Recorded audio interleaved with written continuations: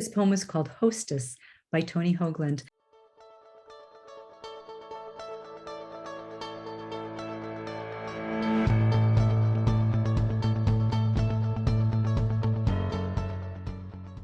And I did take a class from Tony too, a very small, intimate class. He was so marvelous. He's since passed on.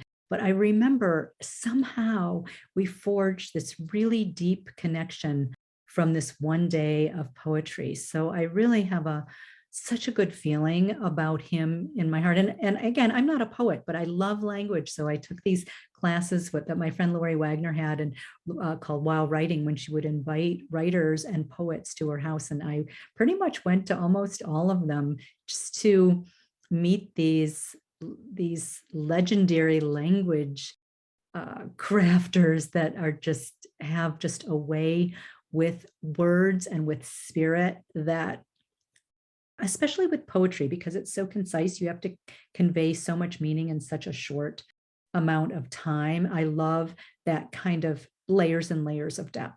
So this one is called Hostess by Tony Hoagland. All I remember from that party is the little black dress of our hostess, held up by nothing more than a shoestring of raw silk, which kept slipping off her shoulder.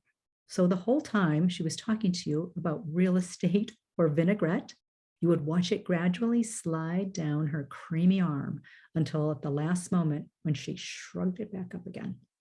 Oh, the business of that dress was non-specific and unspeakable, and it troubled all of us, like the boundary of a disputed territory or the edge of a borderline personality. It was like a story you wanted to see brought to a conclusion, but it was also like a story stuck in the middle of itself as it kept on almost happening, but not, then almost happening again. It took all night for me to understand the dress was designed to fail like that. The hostess was designed to keep it up, as we were designated to chew the small rectangles of food they serve at such affairs and to salivate while the night moved around us in its mouth. Can't you just see that whole thing and imagine, I don't know, imagine it unfolding? I love this and this whole last line about to salivate while the night moved around us in its mouth. Such a surprise.